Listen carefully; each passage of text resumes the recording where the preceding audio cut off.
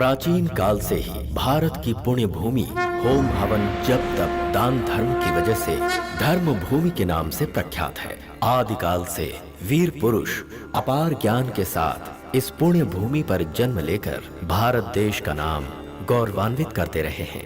हिंदू धर्म के धार्मिक कथा का प्रतीक त्रिमूर्ति हमारे आत्मविश्वास की कमी के कारण बाहरी लोगों के हाथों कई बार खंडित हुआ है और लोगों की भावनाओं को चोट पहुंचाया है। पूरे विश्व में ज्ञान का प्रकाश फैलाने वाले नालंदा विश्वविद्यालय को जब बाहरी लोगों ने आग के हवाले किया, तब निरंतर 3 माह तक संग्रहालय में रखे ज्ञान के ग्रंथ शोलों में चलते रहे, फिर भी ये मूर्ति नष्ट नहीं हुई। 11वीं शताब्दी में आदिशक्ति का एक अंश गांव के मध्य क्षेत्र में प्राण प्रतिष्ठा के लिए मैसूर शिवालय में लाया गया। जब बाहरी लोगों ने आक्रमण किया तो भगवान के पुजारी शिवम राज 100 जनों पर अकेले भारी पड़े और राजा विक्रम की तरह युद्ध करके पुण्य स्थल पर हमला करने वाले दुश्मनों को धूल चटा दिया। उस समय के राजा जगदेव राव महाराज जी ने धर्म की रक्षा हेतु उस वीर पुरुष के नाम को अमर करने का निश्चय किया। धर्म रक्षा हेतु किए गए शिवम राज के इस महान कार्य से संतुष्ट होकर राजा जगदेव राय जी ने मंदिर के रखरखाव की जिम्मेदारी शिवम राय के वंशजों को सदा के लिए सौंप दिया। पिछले 100 सालों से शिवम राज जी के वंशज ही इस पवित्र मंदिर का रखरखाव और पूजा अर्चना पूरी श्रद्धा के साथ निभाते आए हैं।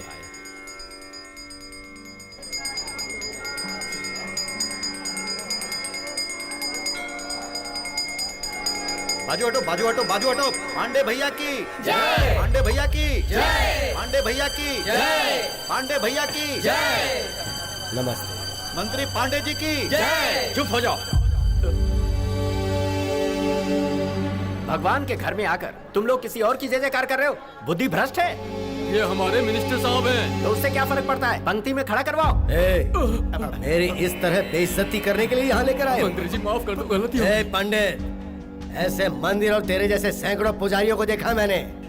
मैं जहाँ भी जाता हूँ वहाँ पर मंगल आरती का टाइम बदल जाता है और मैं जहाँ नहीं पहुँच पाता वहाँ से टोकरी भर के प्रसाद मेरे घर पहुँच जाता है। पंडित जी, आप क्यों इस तरह की कठोर बातें कर रहे हैं?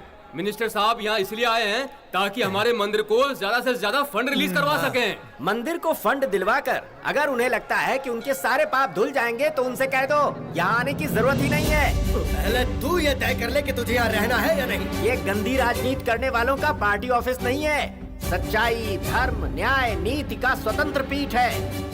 इस पीठ से ही हमारी इज्जत बरकरार है। हम इस पीठ की शान को बरकरार रखने के लिए किसी भी हद तक जा सकते हैं। जब भी हम अपनी योग्यता खो देते हैं तो ये पीठ नीचे उतार देता है। पंडित, मैं वो मंत्री हूँ जिसके पास 28 MLA का सपोर्ट है। मेरी बात नहीं मानने से सीएम की कुर्सी तक हिल जाती है और ऐसे में मैं तुझे छोड़ दूंगा।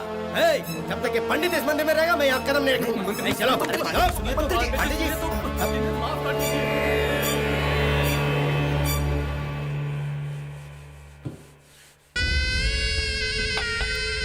तो पंडित जानता नहीं कि मेरी पावर क्या है।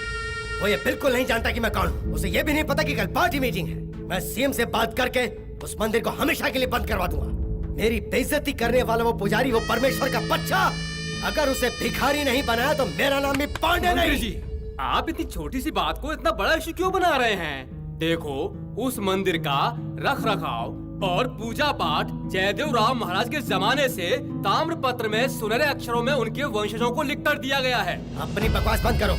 इसी जमाने में किसी ने लिख दिया तो क्या हुआ? आज इस देश में हमारा ही राज है। अरे हमें मानना ही पड़ेगा।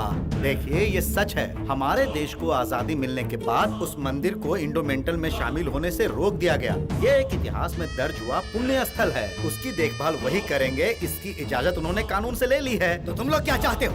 मेरी बेइज्जती करने वाले को छोड़ दूं, उससे बदला नहीं लूं? ओह, आपको इसके लिए कौन रोक रहा है? बस सही समय देखकर उस परमेश्वर पुजारी की गर्दन सर काट कर फेंक दूंगा। तुम क्या करोगे मुझे नहीं पता, लेकिन वो पुजारी दोबारा उस मंदिर में नजर नहीं आना चाहिए। ये मेरा फैसला है। ठीक है, जैसा आप चाहते हैं वैसा ही हो। आप चिंता ना कीजिए। मिनिस्टर के साथ आपने जो किया वो बिल्कुल सही किया गुरुजी। देखिए, हर एक धर्म के अंदर ऐसे अहंकारी लोग होते ही हैं। पवित्र मंदिर के अंदर प्रवेश लेने से पहले अपने सारे अहंकार को छोड़कर प्रवेश करें तो ही 33 करोड़ देवताओं को अपनी आंखों से देख सकते हैं। बिल्कुल सही गुरुजी। इस वर्ष का उत्सव भी जल्दी ही आने वाला है। जी हाँ, इस बार इस उत्सव का आयोजन बहुत धूमधाम से होना चाहिए। वो क्या है ना कि इस उत्सव में लाखों की संख्या में भक्त जन आने वाले हैं। उन सब के लिए भोज का प्रबंध भी उचित तरीके से होना चाहिए। किसी वस्तु की कमी नहीं होनी चाहिए। ठीक है गुरुजी। ठीक है, अब आप लोग जाइए। शंकरा परमेश्वरा। लीजिए। हाँ, तुम आज आरती में क्यों नहीं आई? आप जब शिव की आराधना करते हैं तब आपको सामने कुछ दिखाई देता है भला? आज एकादशी है, फल दूध कुछ लाऊं आपके लिए? नहीं भाग्यवान, पता नहीं क्यों मन कुछ व्याकुल सा हो रहा है। क्यों जी, ऐसा क्या हुआ? मठाधीश की उपाधि का ये मेरा अंतिम वर्ष है और यही सोचकर मेरा मन अत्यंत व्याकुल हो रहा है भाग्यवान। उसके लिए तू इतनी चिंता क्यों कर रहा है? तेरे बाद तेरा पुत्र शिव प्रसाद है ना। ये याद रख, कब क्या होना है, किसे क्या बनना है, ये सब ऊपर वाला जानता है। आप कहे तो मैं शिव से इस बारे में बात करूं? अब क्या बात करना है उससे? क्या वो मेरी बात सुनकर उसका पालन करेगा? वो सब तो ठीक है, उत्सव में उसे आमंत्रित किया है कि नहीं? वो क्या है ना कि अमेरिका से उसे यात्रा का प्रबंध करके आना होगा। पिताजी, उसने बताया था मार्स प्लेनेट में सैटेलाइट लॉन्च करने का डेट नजदीक आ रहा है। अब 2 हफ्ते से फोन भी नहीं आया। मैं फोन करके देखता हूँ। अच्छा बताओ, तुमने शिवम को भी कहा है कि नहीं? हाँ, जब देखो तब एक्सपोर्ट का बहाना देकर ये देश वो देश भटकता रहता है। वो क्या एक्सपोर्ट करता है ये भगवान ही जाने। अब किसी एक स्थान में रहने वाले की स्थिर पहचान रहती है। अब उसे हम फोन करें भी तो कहाँ? यहाँ वहाँ बवंडर की तरह घूमता रहता है वो। बिल्कुल, बहती नदी, तेज वायु, घूमती हुई भूमि, फैलती हुई आग, कभी भी एक ही स्थान पर नहीं रुकता है। वैसा ही है ये शिवम, सदा यात्रा करने वाला काल भैरव।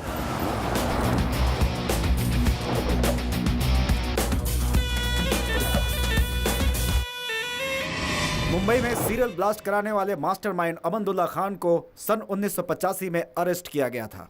उसके चंद दिनों बाद ही उसके संगठन के लोगों ने केंद्रीय सचिव की लड़की का अपहरण करके इस आतंकवादी की रिहाई की मांग रखी थी।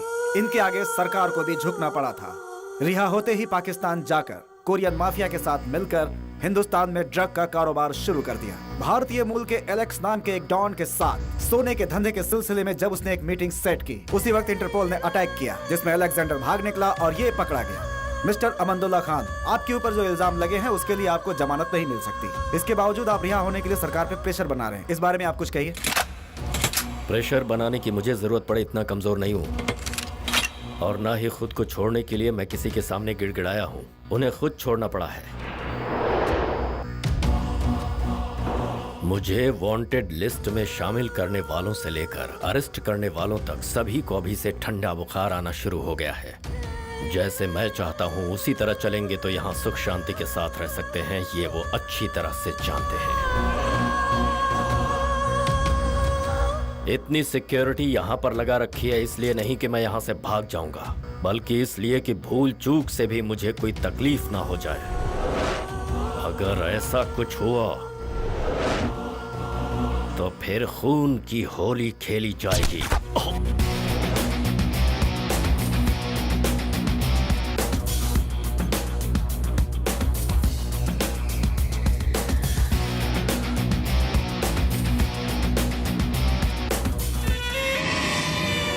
डबल गेम खेलकर चंद प्यादों को क्या मार दिया, ये मत समझना कि गेम इज ओवर। वो बाहर जरूर आएगा। The real game begins now. Baby, उसको बाहर लाने का काम मैंने ही किया है। नाउ ही इज नो मोर। खान गया कब्रिस्तान। तू एक लड़की है इसलिए छोड़ रहा हूं तुझे। जी ले अपनी जिंदगी।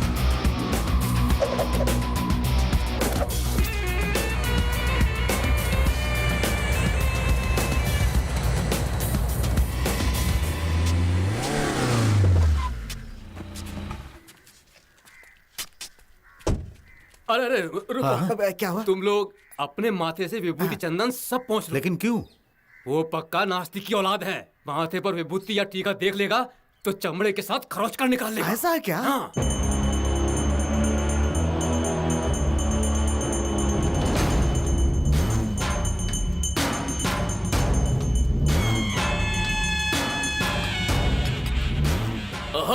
ब्रह्मास्मि, मेरे लिए मैं खुद भगवान हूँ।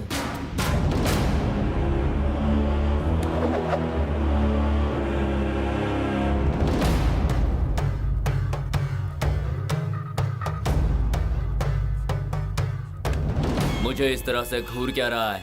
बैठ जा। तुम जोर जबरदस्ती करके जिस जमीन पर कब्जा करना चाहते हो वो कोई बेनामी जमीन नहीं है। वो प्रॉपर्टी मंदिर के नाम है। बिल्कुल नहीं। उस जमाने में उस वक्त के महाराजा ने मेरी परदादी को तोहफे में लिख कर दी थी वो जमीन। और उसके बाद महाराजा के सामने ही तुम्हारी परदादी ने वो जमीन मंदिर के नाम कर दी थी। ज्यादा होशियार मत बन, चुपचाप उस जमीन को फिर से मेरे नाम कर दे। मैं ऐसा बिल्कुल नहीं करूंगा। क्या कहा? इसकी लाश ले जाकर एक गड्ढे में डाल दो और वहाँ एक नारियल का पेड़ लगा दो। भूतनाथ जी, आपका नाम बिल्कुल सही है। माँ बाप ने सोच समझ कर रखा है। भाई, जब आप उसके सर पर नारियल फोड़ रहे थे तो हमारा दिल धक धक कर रहा था। भाई, आप इस तरह कितने नारियल फोड़ चुके हैं? कितने सर फोड़े उसका हिसाब नहीं है तो नारियल का हिसाब कैसे रखूंगा? लेकिन एक बात जरूर याद रखना, हाल ही में जितने सर फूटेंगे उनमें तुम तीनों के सर शामिल होंगे। मेरी 40 एकड़ की जमीन में जो गौशाला है, कहा था उसे खाली करवाओ। वो काम छोड़कर तुम सब अपनी जेब भरने में लगे हुए हो। अरे रे, ये आप क्या कह रहे हैं? हमारी इतनी जुर्रत? भाई, कुछ दिन और इंतजार कर लो। मंदिर की सारी जमीन जायदाद को अपने हाथ में लेकर हम सबको नीचा दिखाने वाला वो परमेश्वर पुजारी है। लेकिन कुछ ही दिनों में वो उस कुर्सी से उतरने वाला है। देखो, अब मुझसे और इंतजार नहीं होता। क्या है ना, मैं नारियल फोड़ने के लिए बहुत उतावला रहता हूँ। आपको फिक्र करने की कोई जरूरत नहीं है। सारी जिम्मेदारी हम तीनों पर छोड़कर आप बेफिक्र होकर निश्चिंत हो जाइए। हम लोग सब संभाल लेंगे। गुरुजी, आपका संगीत सुनकर तो तालाब की मछलियाँ भी ऊपर आकर अपना नृत्य दिखा रही हैं। सभी विद्वानों के पास एक ही गुण होता है, लेकिन आप गुरुजी हर किसी की आवाज में कैसे गा लेते हैं? आप बहुत टैलेंटेड हैं। ये बात पूरा संसार जानता है। मुद्दे की बात करो। गुरुजी, आज आपको ढूंढते हुए एक बड़ा आदमी आया था। कौन था? उनकी लड़की की शादी में वो आपसे संगीत सम्मेलन करवाना चाहता है। तो कर देंगे। मेरी आपसे एक रिक्वेस्ट है। आपने इससे पहले एक शादी में गाना गाया था ना, शोक संगीत। यहाँ कौन किसका है, बेरहम दुनिया है। इमोशनल गाने मत गाना वहाँ पर। उससे तुझे क्या प्रॉब्लम है? मुझे कोई प्रॉब्लम नहीं है। ब्याह रचाकर घर संसार बसाने वाला लड़का आपका गाना सुनकर 1 महीने के अंदर ही अपनी पत्नी को छोड़कर जंगल में चला गया। वही तो, मेरे संगीत में पावर है। पावर संगीत में नहीं, आपके पेट में है। भूल गया?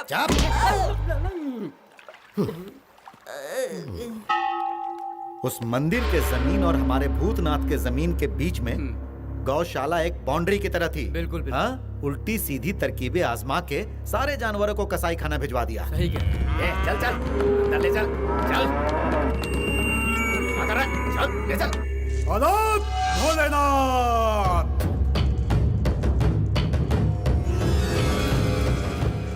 अत्याचार, महाअत्याचार, सत्यानाश हो जाएगा पापियों।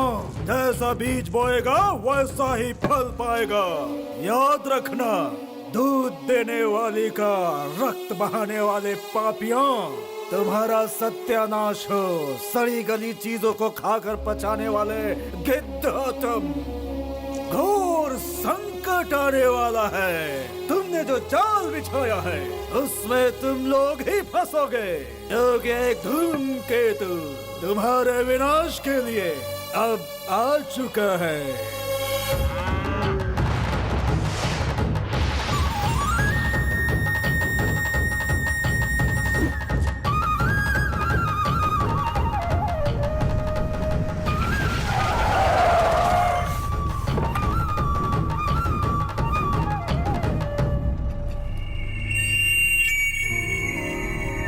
क्या है बे? बीच सड़क पर बाइक खड़ी कर रखी है, उड़ा कर निकल जाऊं क्या? वो क्या है ना सर, आप जो जानवर ले जा रहे हैं ना, उनमें मेरा भी एक बछड़ा है, छोटा सा। अगर आप उसे मुझे दे दे तो। उसे तुझे दे दूं? रोकड़ा देकर खरीदा मैंने। सर, मेरी बात को समझिए सर। सर, बात कुछ यूं है कि अगर आपने उसे गंजा भी कर दिया तो भी आपके सर जितने बाल भी नहीं मिलेंगे आपको। सर, सच कह रहा हूँ, प्लीज सर। सर, वो बछड़ा है sir, please sir. Sir, please मेरी बात मान जाइए सर। सर, क्या कर रहा है? प्लीज सर, मान जाइए प्लीज सर। चल दूर रह।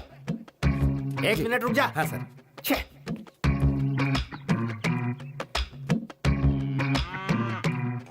क्या हुआ बेटा? मैंने छोना? हाँ, क्या कहा? ये बात है। अच्छा छोना, उन्हें भी छाछ में ले चलेंगे। ओके। ये क्या किया तुमने? एक को कहा था, तुमने सबको उतार दिया। हमने नहीं, सबको इसी ने उतारा है। ऐसा क्यों किया? दिखाई नहीं दे रहा मैं बात कर रहा हूँ छोना से? हाँ अच्छा ठीक है, हाँ, ठीक है ठीक है ठीक है ठीक है। ये क्या पागलों के जैसे इससे बात कर रहा है? इसकी बोली तुझे समझ में आती है? क्यों नहीं समझ में आएगी, बिल्कुल समझ में आएगी। ये कह रहा है कि इसे माँ भी चाहिए। अभी चल रास्ता ना। भाई क्या है ना, लगता है तुम भी अपनी माँ से बिछड़कर लावारिस थे। मैं लावारिस नहीं हूँ। हाँ तो ये भी लावारिस नहीं बनना चाहता। ओ हाँ तो बोलो माता। हाँ हाँ बोलो बोलो। हाँ तो ये बात है। ओहो ऐसा क्या? ठीक है मैं बात करता हूँ। Okay don't worry don't worry. ठीक है इसकी माँ को भी ले जा। हाँ बात यह है कि हम दोनों के सौदे में एक छोटा सा चेंज आ गया अब है। कैसा चेंज है भाई? माँ अकेली आने को तैयार ही नहीं हो रही है। तो फिर ये क्या चाहती हाँ, है? ये माँ जॉइंट फैमिली में पली बड़ी है, तो अब दीदी को, दादी को, नाना को, नानी को, काका को, काकी को, बुआ को, फूफा को, सबको ये अपने साथ ले जाना चाहती है। कंफ्यूजन ये है कि तुम इन सबको मुझे लौटाओगे या फिर नहीं। कह रहे हीरो अपन को धमकी दे रहा है। अब तो अपन तेरे को ही कसाई खाना ले जाएगा, समझा? हाथ हटा बे। नहीं हटाया तो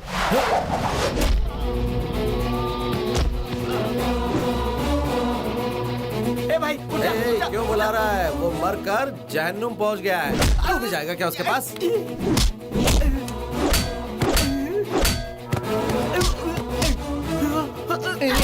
इन्हीं हाथों से तू जानवरों को काटता है ना? इन्हें मैं तोड़ देता हूँ। भूल गया कि उसका दूध तू पीता है और अब उसी को काटने जा रहा है तू? हाँ बेरहमी की हद पार करती है। इंसानियत नहीं है क्या? हाँ अगर कल को तू बूढ़ा हो जाएगा तो तुझे भी कसाई को बेच दूं? कसाई को? चुप क्यों हो गया? इसी गाय का दूध पिया ना तूने? तुझे तो इसका एहसान मानना चाहिए। याद रख, जो गाय है ना वो भगवान है और उसे मारने वाले शैतान हैं। कान खोल कर सुन लो, शाम होने से पहले सारी गाय गौशाला पहुंच जानी चाहिए, समझे कि नहीं?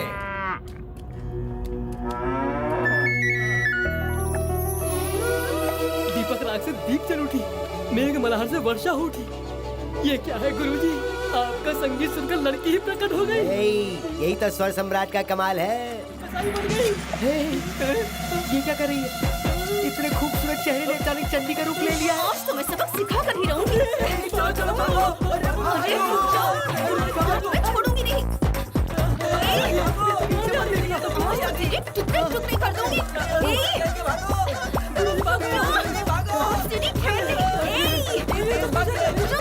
मैं कह रही हूँ रुक जा।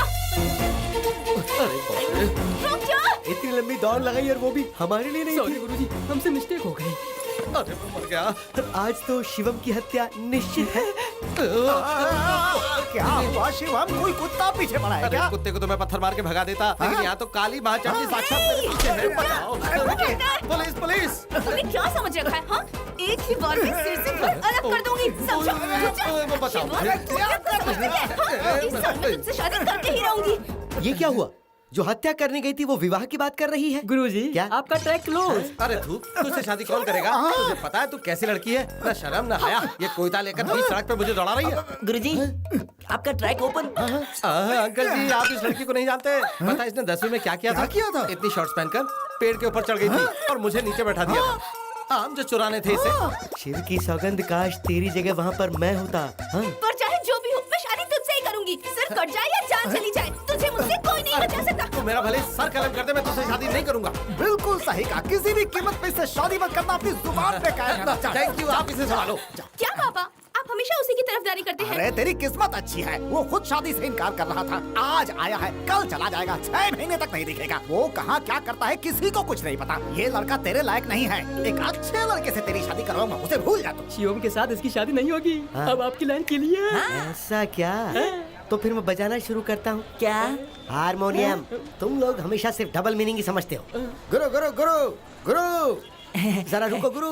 ओ श्री कुमार कैसे हो? टोपी पहनाने का बिजनेस कैसे चला? चुप हो जाओ गुरु। पुरानी बातों को तुमने अब तक अपने पेट में पचाया नहीं। ठीक है यार, अच्छा बताओ क्या काम है? ज्यादा कुछ नहीं, बस तुमसे एक छोटी सी हेल्प चाहिए थी। ओ मुझसे? बोलो क्या? तुमने तो उस लड़की को ना कह के छोड़ दिया है, तो मैं सोच रहा था कि ऐसे मौके पे क्यों ना मैं ही ट्राई कर लूं। अगर तुम कोऑपरेट करोगे तो सोचा कि एंटर द ड्रैगन की तरह मैं उसकी लाइफ में एंट्री कर लूंगा। ठीक है ओके ओके। लेकिन एक बात याद रखना दोस्त, वो लड़की महा डेंजरस है। ये जो तूने अपना एंटीना खड़ा कर रखा ना, इसे छुपा ले वरना नोच के बाहर निकाल देगी। All the best. जा, मैंने छोड़ दिया उसे। थैंक्स गुरु, टाटा गुरु। ओके, तुम संभालो उसे। दीदी सुना है शिवम लौट आया है। अच्छा, पता नहीं घर कब आएगा। जानती हो भूतनाथ के साथ ट्रस्ट के सारे लोग मिलकर हाँ। जानवरों को कसाई खाना भेज रहे थे। हे राम, उसके बाद क्या हुआ? वहाँ हमारा शिवम पहुँच गया हाँ। और उसने उन सारे जानवरों को बचा लिया। भगवान तुझे बुरी नजरों से बचाए। हमेशा खुश रखे। ये क्या माँ, जब भी आता हूँ तुम आरती उतारती हो। ए, शुभ। ओह, ओके ओके। इसे ले जाओ।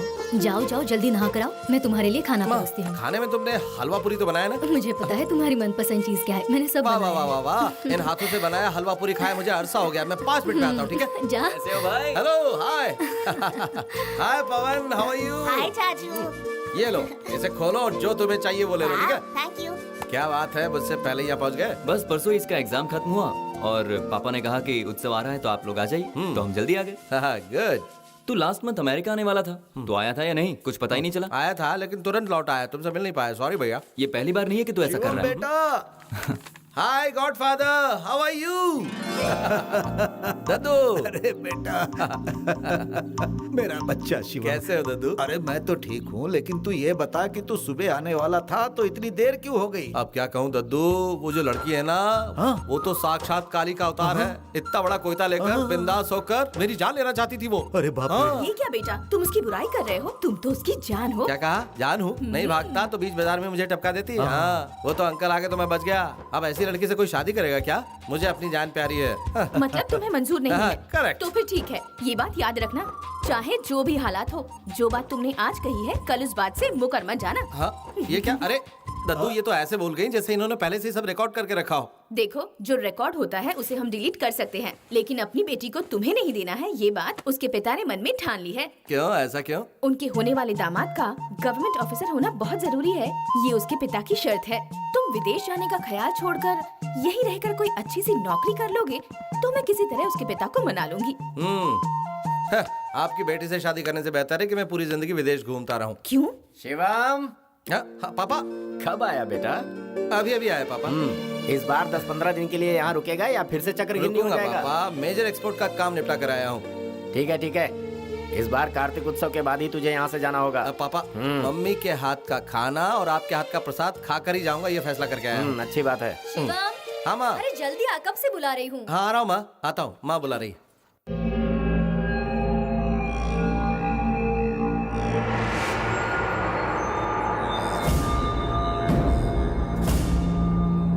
हमारे लिए क्या आदेश है? बताते हैं, मेडिकल रिपोर्ट तो आ गई, लेकिन अभी एक खास आदमी का आना बाकी है।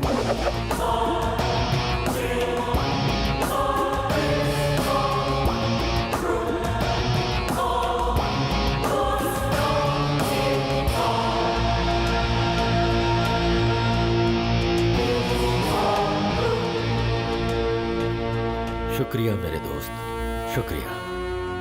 लगता है अपनी डेड बॉडी पर फूल चढ़ाने वाला पहला आदमी मैं ही हूं। जब भी ऑपरेशन कॉम्प्लिकेटेड हुए, तुम रिस्क उठाकर मुझे सेव करते रहे, लेकिन अफसोस मैं तुम्हें सेफ नहीं रख पाया।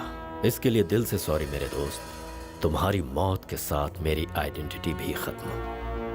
ओह, कंफ्यूज्ड। कंफ्यूज क्यों हो रही हो snake? You are too precious to be lost.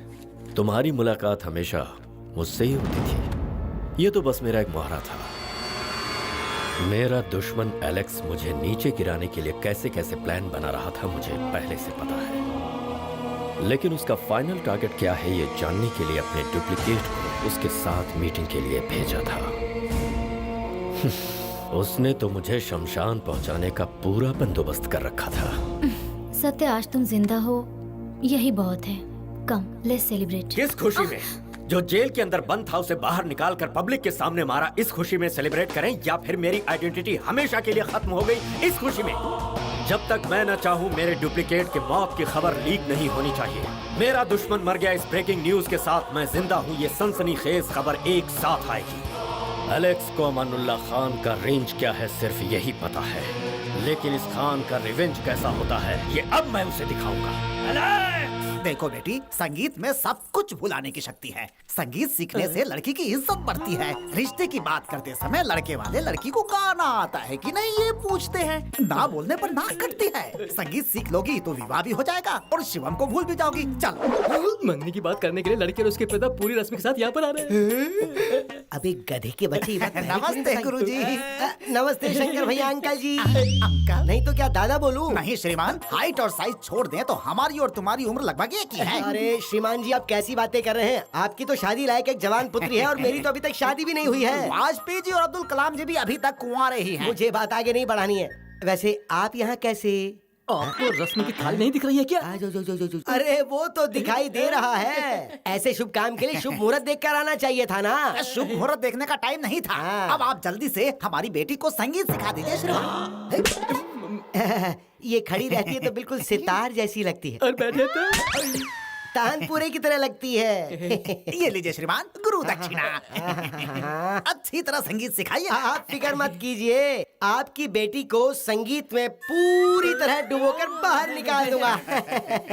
अम्मा जी, सिंह जी, शंकर जी, ये सभी लोग मेरी साधना से प्रसन्न होकर मुझे इनाम दे चुके हैं। तो तुम मेरे पास संगीत सीखने का मन बना चुकी हो ना? ये दो गधे पिछले 3 सालों से मुझसे संगीत सीख रहे हैं और 3 सुर तक नहीं सीख पाए। कुछ सिखाएंगे तभी तो सीखेंगे ना। अच्छा, 5-6 साल पहले यही स्टेशन के बाहर नुक्कड़ पर तुम नारियल पानी बेचा करते थे। इतनी जल्दी इतनी कामयाबी कैसे? संगीत की साधना करने के लिए मैं हिमालय पर्वत में जाकर आलाप करते करते करते थक कर मैं वहीं सो गया था। व्हाइट और व्हाइट ड्रेस में फिर सरस्वती हाथ में वीणा लेकर प्रकट हो गई थी। उन्होंने मुझसे पूछा कि बोलो कितना अमाउंट चाहिए तुम्हें बच्चे? गुरुजी, वो एजुकेशन डिपार्टमेंट की है। एजुकेशन देने वाली क्या कैश नहीं दे सकती है गधे? तब मैंने कहा कि मुझे संगीत के अलावा और कुछ नहीं चाहिए। तो उन्होंने लंबी जबान निकाली और बीज मंत्र मेरे मुंह में फूंक दिया था। कवि सम्राट कालिदास की कहानी लग रही है। तुम मेरा मजाक उड़ा रही हो। तुमसे अच्छी तरह म्यूजिक सीखकर मैं उसे खुश कर दूंगी। किसको? मेरे शिवम को। तुम उस शिवम को खुश कर सकती हो या मैं तुम्हें खुश करके जीतता हूँ, ये तो वक्त ही बताएगा। ये देखो यहाँ अकेला बैठा है। अब मैं अपनी चाल चल देता हूँ। कैसे इंसान हो यार तुम? ऐसे घुरा रहे हो जैसे कोई जानवर घुरा रहा है। इतनी बुरी आवाज भी नहीं थी यार। और नहीं तो क्या, पास आकर घर घर गेंडे की तरह घुरा रहा है। ये 3 पैक का असर है ना। पैक का असर है? क्यों बे, भवानी ने अब तक तेरी मांग नहीं भरी क्या? वो तो किसी भी दिन भरवा लूं। हाँ। लेकिन उसके बाप के दोनों पैर मेरी छाती पे पड़े हैं। क्यों, ऐसा क्या हुआ? कल उस लड़की को देखने कोई लड़का और उसके घर वाले आ रहे हैं भाई। हाँ, लेकिन मैं उसमें क्या कर सकता हूँ? अब तो सब कुछ तुम्हारे ही हाथ में है ना भाई। तो अब तेरी मांग मैं भरूं क्या? मेरी मजाक क्यों उड़ा रहे हो? फटाक से कोई आइडिया दो ना। देखो, मैं और भवानी बहुत अच्छे लवर्स हैं। देखो, दोस्ती के बीच में दरार आ जाएगी। अरे पहले मेरी पूरी बात तो सुन ले। माना हम दोनों लवर्स हैं, लेकिन वो लड़की तुम्हारी होगी। अब तुम कुछ मतलब की बात कर रहे हो? हाँ, अब मेरा आइडिया सुन। तो मेरी और भवानी की गांव के हर दीवार पे तस्वीर बना दे। बस उसे लड़का देखेगा और गुस्सा होकर भाग जाएगा। जा तू ये कर। अगर तस्वीर बनानी ही है तो मेरी और उसकी क्यों ना बनाओ? तो जा वो कर ले। लड़का आकर देखेगा तो मजाक समझेगा वो और लड़की को शादी करके ले जाएगा। जा जा जा तू कर ले। नहीं नहीं गुरु, मैं तुम्हारी ही बनाता हूँ। हे गुरु, मुझे आशीर्वाद दो ना। तेरे एंटीना की कसम, शीघ्र ही तेरा विवाह संपन्न हो तथास्तु। जा। बच्ची की तारीफ नहीं कर रहा हूँ, वो लाखों में एक है। बड़ों के आगे तो सर नहीं उठाती। डिग्री पास कर चुकी है, बहुत अच्छा गाती है। अरे यही तो है उसके गुरुजी। छोटी उम्र में बूढ़े को इसकी शादी करवाने की जरूरत क्या है? गुरुजी, उसकी शादी की तैयारी कर दो, ये बात आप ही ने कही थी। उसकी शादी मेरे साथ करवा देगा, यही सोचकर मैंने उससे कहा था। गुरुजी, ऐसा कभी हुआ है कि आपका प्लान कभी काम किया हो? हाय, नमस्ते नमस्ते नमस्ते दोस्तों। नमस्ते अंकल जी, नमस्ते टोपी जी। तुम इकलौते यहाँ क्यों आए हो? मम्मी पापा को नहीं भेज सकते थे? अंकल क्या बात कर रहे हैं? आप मेरे इकलौते अंकल हैं, आपकी एक इकलौती बेटी है, इसलिए मैं भी इकलौता ही आ गया। हाँ? ऐसा लग रहा है कि मैंने आपको कहीं देखा है। गली गली में इनके पोस्टर छपे हैं। करेक्ट। ए पार्वती, बच्ची को लेकर आओ। पता नहीं अब कौन सा बुरा काल आने वाला है।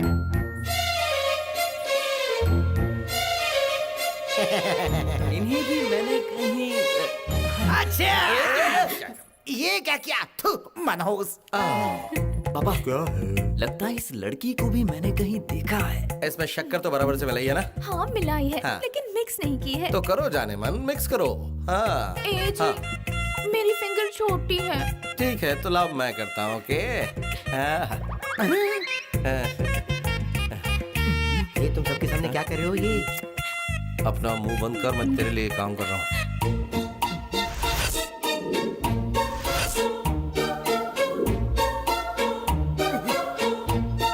पापा, हुआ? इस गांव की हर एक दीवार पर इन दोनों की तस्वीरें मैंने देखी है। अब सब कुछ खत्म हो गया पापा। अरे ये तो क्या कह रहा वो है? जहाँ उंगली घुमा रहे हैं ना, वैसे हमें भी घुमा रहे हैं। हाँ। दूध में। हाँ? किसी भी कीमत पर मैं इस बी ग्रेड मूवी से शादी नहीं करूंगा। चलो पापा। 1 मिनट। मुझे बी ग्रेड मूवी कहा? हाँ। अबे मैं ब्लॉकबस्टर मूवी हूँ। तुम मुझे रिजेक्ट करोगे? तुम्हारी हैसियत ही क्या है? मैं तुझे रिजेक्ट करती हूँ। चल। बड़ा आया। ओ जी चलिए यहाँ से। अरे चलो जी। अरे रुकिए। अरे अंकल, आप बेकार का टेंशन क्यों ले रहे हैं? ये वो पिक्चर है जो डब्बा है, रिलीज नहीं हुई। लेकिन आपकी लड़की का, उसका तो सिल्वर जुबली होने वाला है, सुपर हिट लड़का मिलेगा उसे। हाँ, मेरा काम तो हो गया, ठीक है। शिवम के आते ही मैं समझ गया था कि ये रिश्ता कभी हो ही नहीं पाएगा। आप हताश मत होइए, कोई समाधान निकाल लेंगे। आप कुछ कहना चाहते हो क्या? आपके तेवर बदले बदले लग रहे हैं। दीवारों पे तस्वीर बना के रिश्ते बिगाड़ता है। गुरु रुक जा गुरु। क्यों, क्या बात है? हाँ, ओहो, तुम्हारा ससुर तो तुमसे अच्छा आर्टिस्ट है। दोनों गालों पर क्या पेंटिंग बनाई है गुरु। तस्वीर बनाने वाला मैं हूँ और तस्वीर बनवाने वाले तुम हो। तो ये बात लड़की के बाप तक कैसे पहुंची, जरा ये समझाओगे मुझे? रात दिन मेहनत करके तुमने बहुत ही बढ़िया तस्वीरें बनाई हैं। तुम्हारी ये कला जगत प्रसिद्ध होने वाली है। आर्ट बाय श्री कुमार लिखकर सब दूर ऑटोग्राफ बना दिया है। कैसा है? तुमने तो मेरा नाम प्रसिद्ध कर दिया। तू मुझे बता, उस लड़के ने तुझे रिजेक्ट क्यों किया? उसकी आंखें ठीक नहीं थी क्या? ओहो, उसकी आंखें बिल्कुल ठीक थी, इसीलिए ऐसा किया। क्यों? गांव की दीवारों पर मेरी और शिवम की जो आड़ी टेढ़ी तस्वीरें बनी थी, वो उसने देख ली थी। वो किसने बनाई? और कौन बनाएगा? शिवम ने? हाँ, उसी ने। वो है ना, मुझे बहुत चाहता है, इसीलिए ऐसा किया। लेकिन वो कभी जताता नहीं। आखिर वो अपने प्यार का इजहार मुझसे कब करेगा, पता नहीं। लगता है वो आ गया है। मैं उसका मुंह खुलवाती हूँ, छुप जा तू। ठीक है। माँ, इतनी जोर की भूख लगी है कि पेट में चूहे कबड्डी खेल रहे हैं। ओहो, ये क्या माँ, हॉट वेदर में काली साड़ी पहन रखी है? क्या बात है माँ, आज इतनी सीरियस क्यों लग रही हो? क्योंकि मैं सीरियस हूँ। मैं तुमसे एक बात पूछती हूँ, क्या सच बताओगे? माँ, मैंने अपनी जिंदगी में तुमसे कभी झूठ बोला है तो क्या? फिर ये बता, गांव की दीवारों पर तेरी और भवानी की ऐसी आड़ी टेढ़ी तस्वीरें किसने बनाई? बनाई है उस मोटू श्री कुमार ने और बनवाई है मैंने। क्या? किस लिए? ताकि भवानी की उस लड़के से शादी न हो सके। ऐसा करवाने से तुझे क्या मिलेगा? मुझे भवानी मिलेगी, और क्या माँ? मतलब वो तुझे पसंद है? ये क्या माँ, बेटे से ऐसे सवाल नहीं पूछे जाते। ए, तुझे पसंद है या नहीं? हाँ, पसंद है। हाँ, मुझे कुछ सुनाई नहीं दिया, जरा जोर से बोल। भवानी मुझे बहुत पसंद है। तो फिर गधे, उस बच्ची को तू जानबूझकर क्यों सताता है? देखो माँ, ऐसा है कि अगर मैं उसे चाहता हूँ, ये उसे पता चल गया, तो मेरी शादी से पहले ही तुम 2-3 बच्चों की दादी माँ बन जाओगी। मेरी बच्ची कितनी खुश हो गई। मजाक कर रहा था। माँ कैसे मजाक कर रहा था? मैं सच बता रहा हूँ, पीछे मत पड़ो यार। तो मेरे मैंने अपनी सेफ्टी के लिए अपने डुप्लीकेट को रखा था, लेकिन उसने डुप्लीकेट को मारकर ओरिजिनल को ही डमी बना दिया। कोई भी सिर्फ मेरे फोन कॉल पर भाई का आदमी आ रहा है ये कहकर सारे काम काज छोड़कर मेरा काम पहले करता था, लेकिन आज जब मैं खुद फोन कर रहा हूँ, कोई फोन उठाने को तैयार ही नहीं। किधर है वो एलेक्स? तुम लोग चारों तरफ उसे ढूंढ रहे हो, लेकिन उसकी खबर ही नहीं। देखो, मुझे वो चाहिए मुनीर, उसे मैं नहीं छोड़ूंगा। मुझे वो चाहिए, समझे? ठीक है भाई। याद रखना, वो पाताल में भी छुपा हो तब भी मैं उसे ढूंढ निकालूंगा, नहीं छोड़ूंगा मैं उसे। अब तुम ये गांव छोड़कर बाहर गए ना, तो मैं तुम्हें नहीं छोड़ूंगी। जहाँ भी जाओगे वहीं आ जाऊंगी। मैं कहाँ रहता हूँ ये मुझे नहीं पता, तो फिर तुम कहाँ ढूंढती फिरोगी? मैं तुम्हारे बगैर नहीं रह सकती।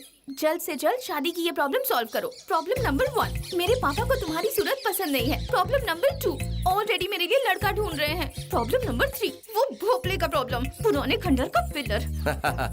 वही ना वो मोटू, वो प्रॉब्लम नहीं, वो तो अच्छी बात है। उस प्रॉब्लम का बनाऊंगा मैं लव ट्रायंगल और कर दूंगा फिनिश।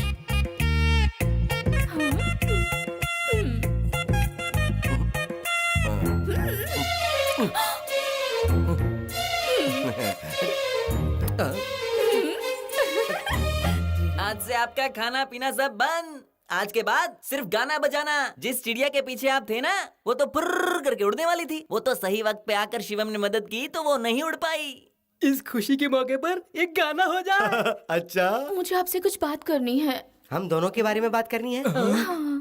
हम दोनों की पर्सनल बात है, इसलिए इन चलो दोनों को। तबला ढोलक उठाओ और रवाना हो जाओ। अरे चलो चलो, जान बची, चलो। Down darling. ओहो ओहो गुरु, कल उस शिवम अंकी ने मुझे गुड न्यूज दी कि वो शादी का प्रोग्राम कैंसिल कर रहा है। रात को जब मैं सोई थी तब एक मोटा सा चेहरा मेरे सामने आया जो मेरे मन को भा गया। फोकस करने के बाद जब मैंने देखा तो वो आप थे। क्या मैं था? और उसके बाद मुझे सच्चाई का पता चला, यही कि मुझे आपसे बेइंतहा मोहब्बत है। चोटी के एंटीना को इतना ना हिलाओ, रिसेप्शन हिल जाएगा। नॉटी। आपसे एक सवाल पूछूं? क्या ये आपके चेहरे का जादू है जो मैं पिघल कर पानी पानी हो जाती हूँ? Of course. I have decided. I love you. What's next? अब आप आकर मेरे पापा से हमारी शादी की बात कीजिए। ओके स्वीटी।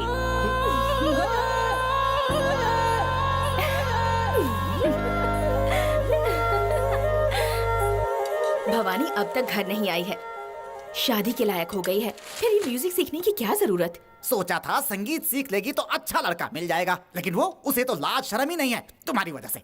ऐसा उसने क्या कर दिया? क्या कर दिया? जब भी कोई आता है गाय की तरह सींग मारने दौड़ती है। मेरे जीते जी पता नहीं उसकी शादी होगी कि नहीं होगी। मरने की बात क्यों करते हो पापा? आपको इतनी जल्दी मरने की कोई जरूरत नहीं, क्योंकि मैं ऑलरेडी अपने लिए लड़का सेलेक्ट कर चुकी हूँ। किसे? उसे शिवम को? छी, उससे शादी कौन करेगा? ना उसका सुर अच्छा है और ना ही वो संगीत जानता है। बिल्कुल सही कहा। अच्छा हुआ तेरे दिमाग से उसका भूत उतर गया। मैं बहुत खुश हूँ। वो लड़का कौन है बोल? अपने म्यूजिक टैलेंट से सबके दिलों का टेनेंट बना हुआ वही मेरा फेमस म्यूजिक गुरु श्री 7 सुरों का मालिक यानी सम्राट मेरा दिल जीत चुके हैं। अरे फूटी किस्मत हमारी, ये बच्चे अपना बचपना कब छोड़ेंगे? बड़ों की इज्जत को भरे बाजार में नीलाम करते हैं। आप ही की वजह से हुआ है, इसके जिम्मेदार आप ही हैं। तुम किसे कह रही हो? बता रही हूँ मैं आपको और सुना रही हूँ इसे। पर माँ, मैं कमेंट कर चुकी हूँ, अब क्या करूँ? अरे रे रे, ये तो क्या कह रही है? गलत मत समझो, मैं सिर्फ शादी करूँगी ऐसा ही कमेंट किया है। तुम्हें उसने क्या दिखाई दिया बेटी? प्यार अंधा होता है पापा। वो फुल साइज बलून मुझे है। उससे कोई फर्क नहीं पड़ता। कल वो शादी की बात करने आ रहे हैं। पापा आप रेडी रहना, माँ तुम भी रेडी रहना, दामाद जी आ रहे हैं। बहुत बढ़िया सिलेक्शन है। अब फैमिली पोर्ट्रेट कैसा होगा ये भी देख लो। ए पार्वती, हमारे तो नसीब ही फूटे हुए हैं। किसी तरह खाई से बचे तो सामने कुआं आ गया। अब ये विक्रम क्या करे? अब ये तो बेताल ही जाने।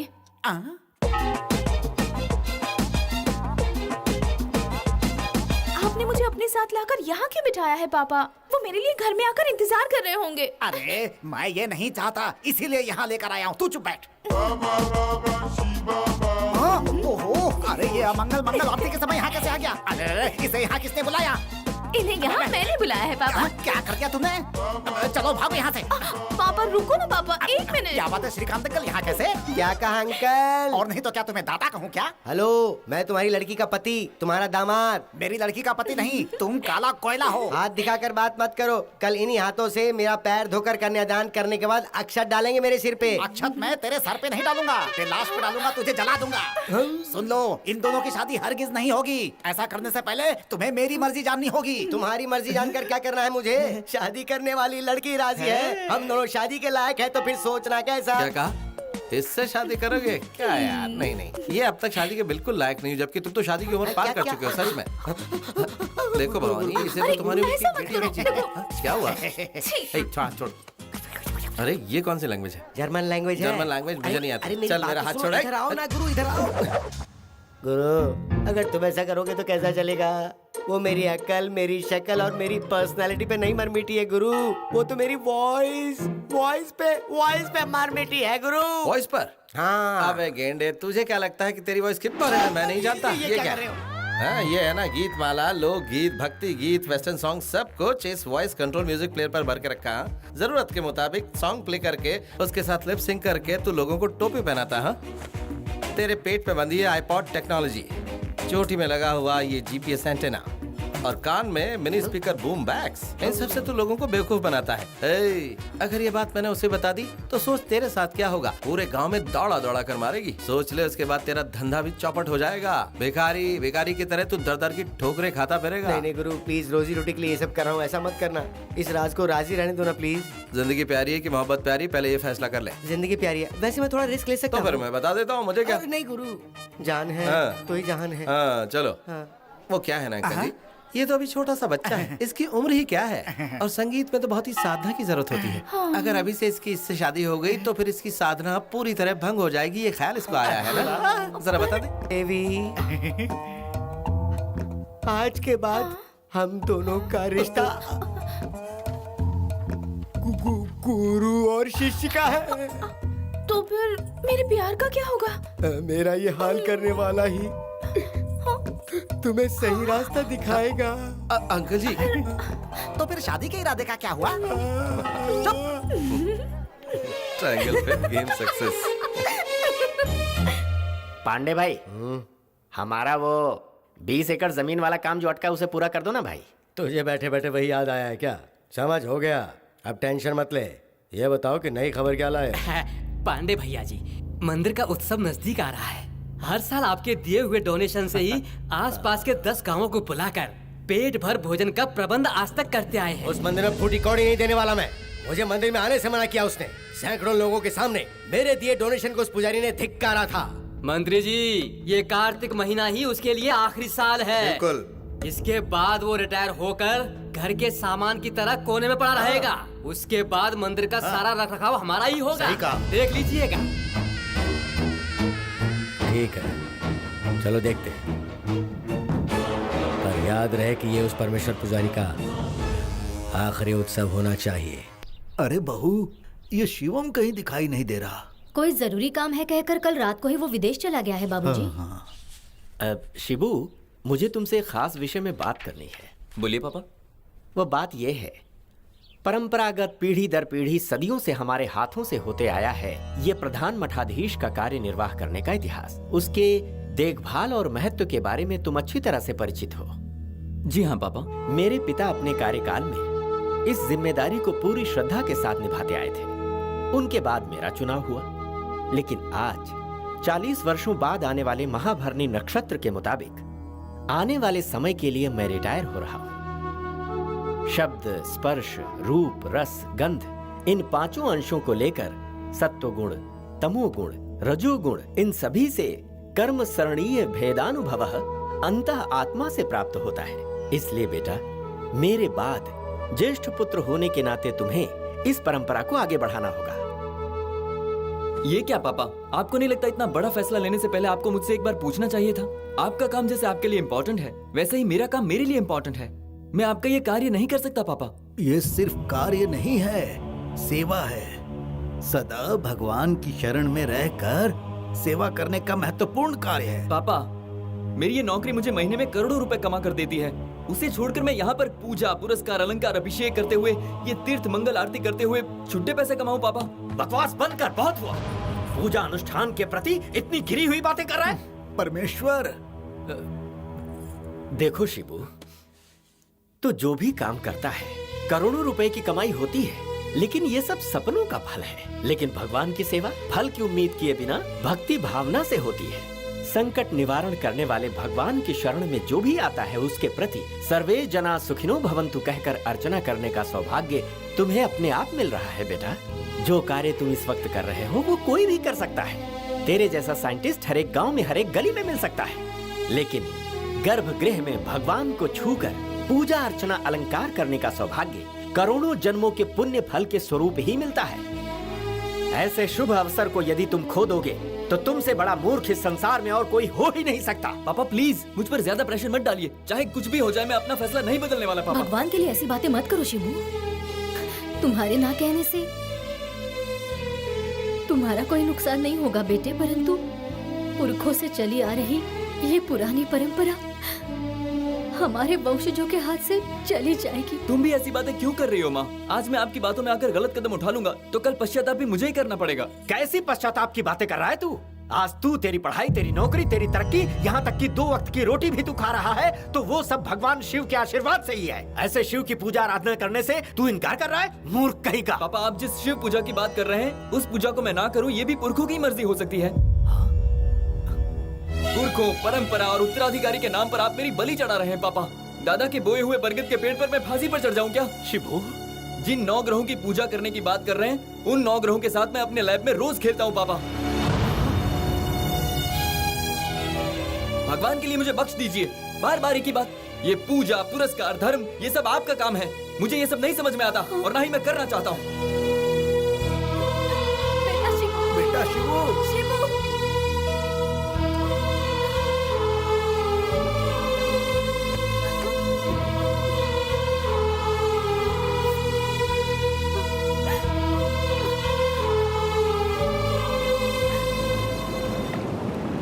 Alex, sorry to disturb you on your holiday. Khan के साथ उसके पूरे गैंग को फिनिश करके तुम्हारे इंडिया जाने के बाद यहाँ ब्यूरो ऑफ लैंड मैनेजमेंट के हिसाब से बड़े पैमाने पर फिर से ट्रक का धंधा शुरू हो चुका है। इस बार इस धंधे को किसी और ने टेक ओवर किया है। उसे खत्म करने के लिए ही तुम्हें यहाँ फिर से बुलाया गया है। माफिया नेटवर्क कुछ अलग तरह से काम करता है। किसी और धंधे में जब नंबर 1 का आदमी नीचे आता है तभी दूसरे नंबर का आदमी उसकी जगह पर पहुंचता है, लेकिन यहाँ पर इंतजार नहीं किया जाता बल्कि बंदूक की नोक पर जगह हासिल की जाती है। जो पहली गोली चलाता है जीत उसी की होती है। इसलिए मैंने उसे बाहर निकाला और जहन्नुम भेज दिया।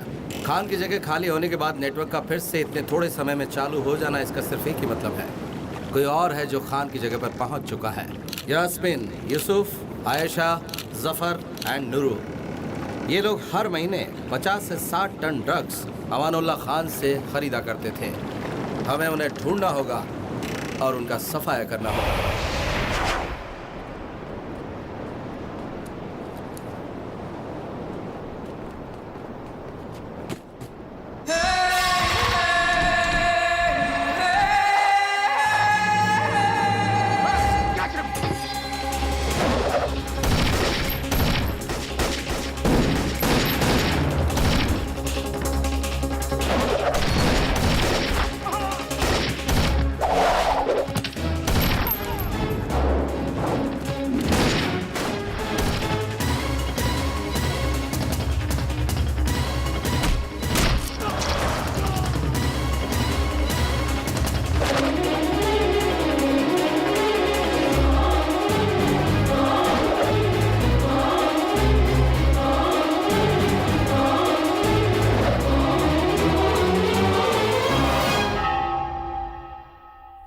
अरे, अब तक तो आप स्नान, शाम की आरती, पूजा सब खत्म करके मंदिर के लिए निकल जाते थे।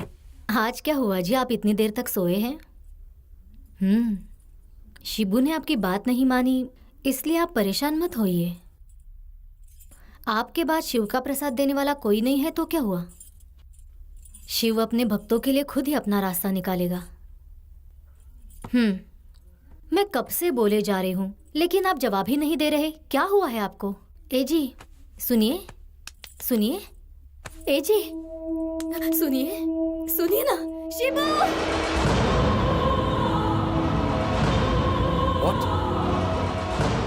रुद्रा, शरीर से मुक्त हुआ जीवात्मा तेरी ओर प्रस्थान कर चुका है, उसे तू मुक्ति दिला।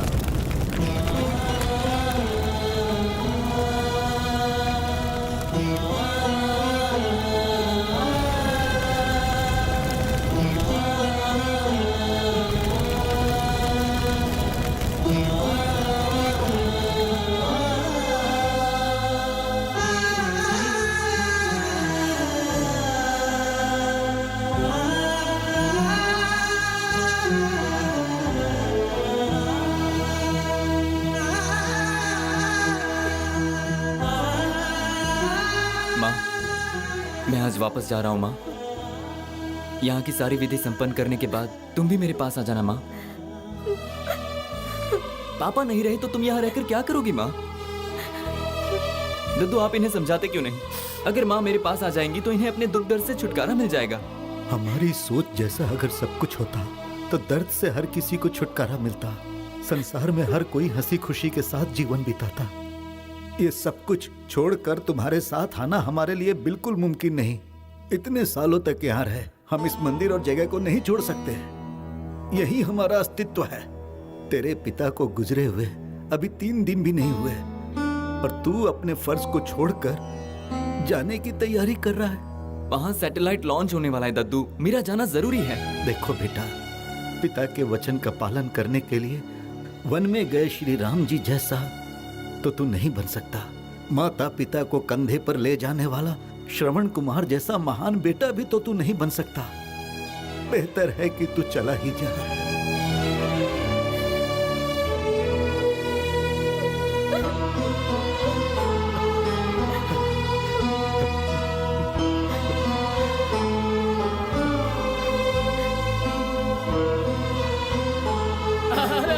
अरे सुनो भाई, हाँ जी, आपके लिए खुशखबरी है।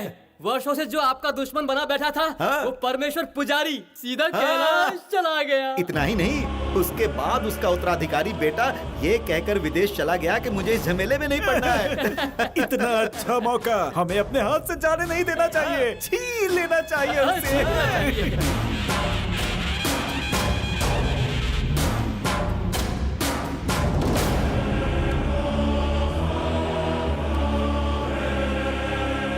तेरे माथे पर लगाया हुआ मेरा ये भस्म मेरी किस्मत में लिखी हुई मंदिर की वो जमीन मुझे वापस ला कर देगा।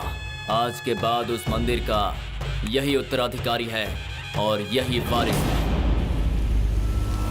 हमसे ऐसा क्या अपराध हो गया जिसके लिए तुम हमें ऐसी सजा दे रहे हो? सदियों सदियों से काल भैरव बने हुए हो। हम श्रद्धा से तुम्हारी सेवा करते आ रहे हो और तुम्हें जरा भी चिंता नहीं। तुम हमसे ये अपनी सेवा का सौभाग्य क्यों छीन रहे हो? बताओ भगवान, बताओ। अब तुम ही हमें कोई रास्ता दिखाओ।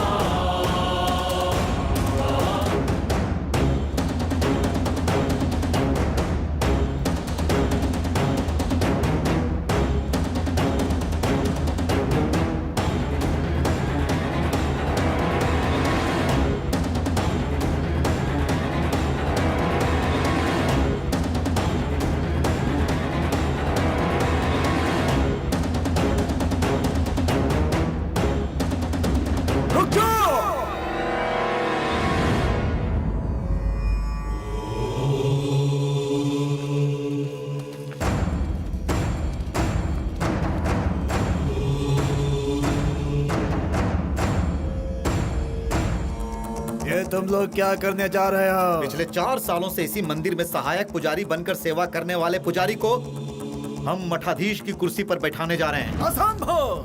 वो कार्य इनके वंशजों का है। पुराने मठाधीश का पुत्र हुआ तो क्या हुआ? हम इससे अपना मठाधीश नहीं मानते। इसमें उस पद के लिए कोई योग्यता है क्या? मैं ही अगला वारिस हूँ ऐसा कोई दावा ठोकने के लिए। ये कोई तुम्हारे पूर्वजों की जागीर नहीं है। सिर्फ जागीर की बात होती तो मैं उसे छोड़ देता। ये अस्तित्व की बात है, हमारे पूर्वजों का अस्तित्व। उस स्थान में बैठने के लिए तेरी क्या औकात है? तुझमें क्या योग्यता है? तुम्हें क्या जानना है, पूछो। ऐसा क्या गुरुजी, सारी जनता के सामने ये परीक्षा हो जाए, अभी की अभी फैसला हो जाएगा।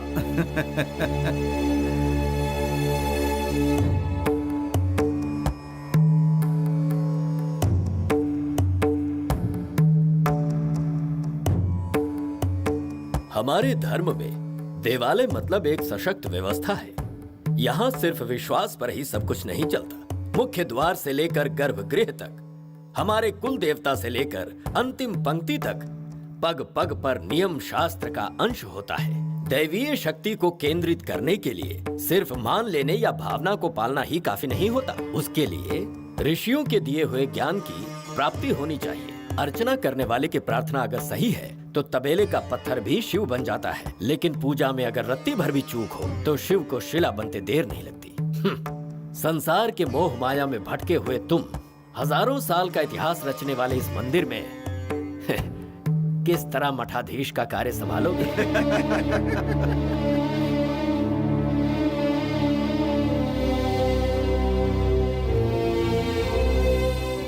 मैंने आज तक ऐसा कोई काम नहीं किया जिससे हमारे धर्म को चोट पहुंचे। स्वधर्मे निधनम श्रेया, ऐसा गीता में लिखा है। नित्य अनुष्ठान और पूजा अर्चना में किसी तरह की कोई चूक नहीं होगी, ये वचन मैं देता हूँ। खुशी की बात है, तुम्हें शास्त्रों का ज्ञान ही नहीं है, फिर तुम मठाधीश का कार्य कैसे कर पाओगे?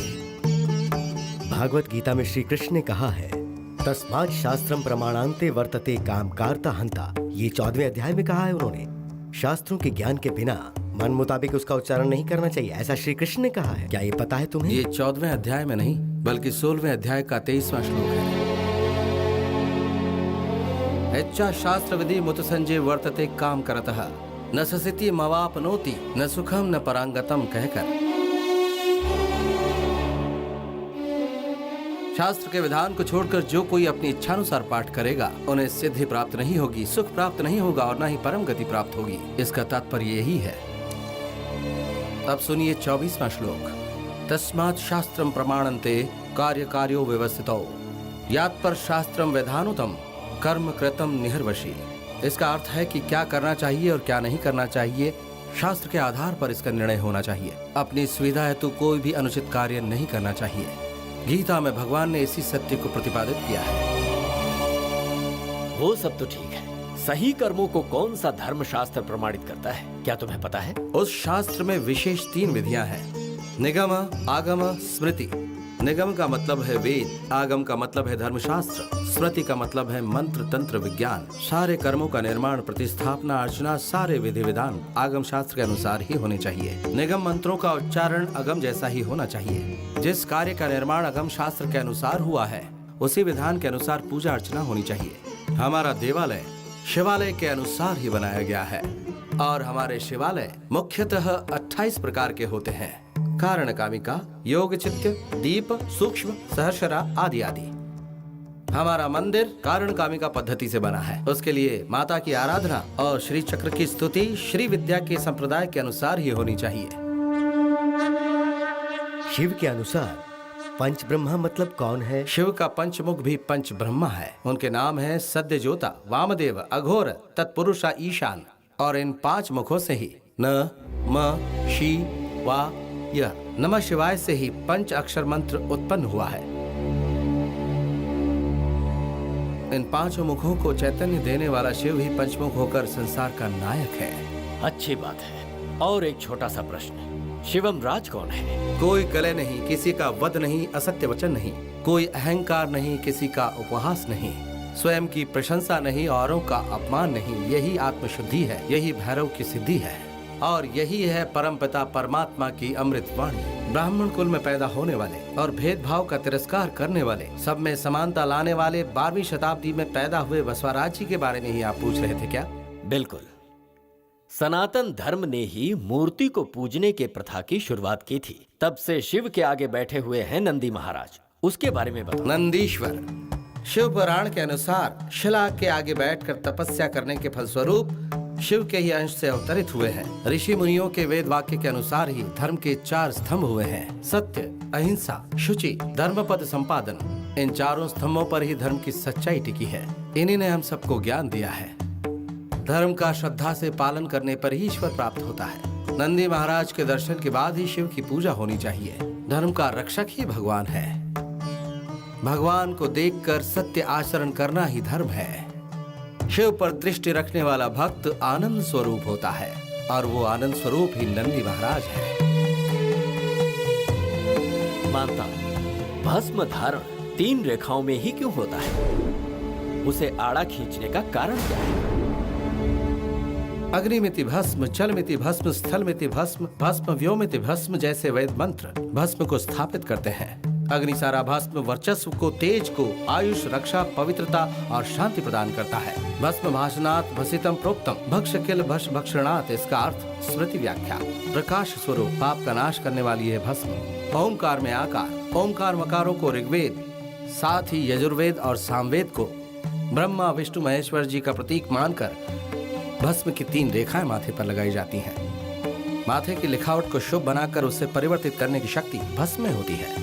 आने वाले संकट का संकेत होता है। ललाट की रेखाओं के अनुसार ही भस्म को भी आड़े रूप में लगाया जाता है।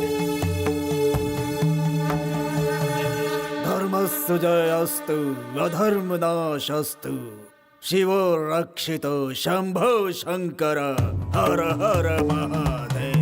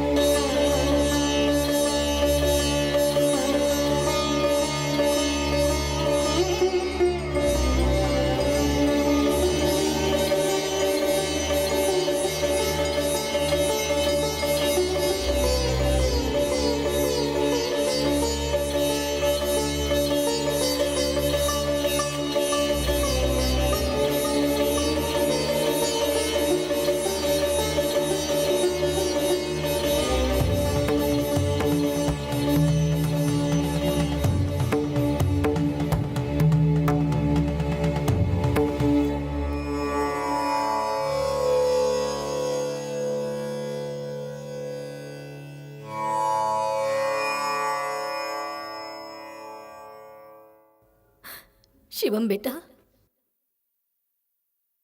हाँ माँ। मेरा जन्म सार्थक हो गया बेटा।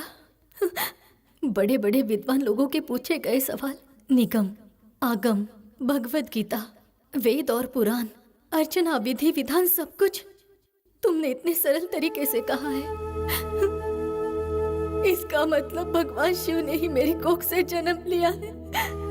आज मैं धन्य हो गई बेटा। माँ, तुम ही मेरी प्रथम गुरु हो।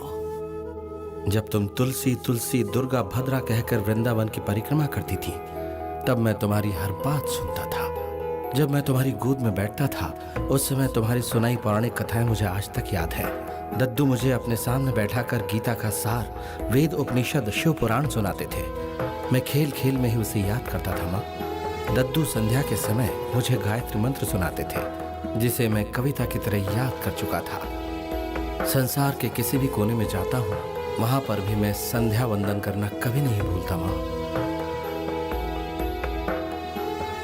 हमारे पूर्वजों का वो मंदिर हमारे लिए अमूल्य धरोहर है, और शिव की सेवा ही हमारा धर्म है। अगर कोई छल कपट से उसे छीनने का प्रयास करेगा, तो मैं ऐसा कदाचित नहीं होने दूंगा। शिवम बेटा, इस घर का बड़ा बेटा बनकर हमारे वंश का ही नहीं, बल्कि तुमने परंपरा की भी रक्षा की है। पितरों को हर वर्ष पिंड दान करने से कहते हैं उन्हें मोक्ष की प्राप्ति होती है। नहीं, आज तुमने भगवान की सेवा के लिए हाथ आगे बढ़ाया है ना, इसीलिए आज उन सभी आत्माओं को सच में शांति मिली होगी। तेरा पिता कहता था, तेरे कदम कहीं पर भी नहीं टिकते हैं, लेकिन आज उस भगवान के चरण में तुझे सदा के लिए स्थान प्राप्त हुआ। उस शिवा के पास आज तक एक ही नंदी था, लेकिन आज के बाद दो दो नंदी हैं। तू दूसरा नंदी है बेटा, तू दूसरा नंदी है। हम लोग क्या क्या सोचे थे, क्या क्या प्लान बनाए थे, सबका सत्यानाश हो गया। बिना वारिस के मठाधीश की जगह पर आपने अपने आदमी को बैठाना चाहा तो वो भी मिट्टी पलीद हो गई।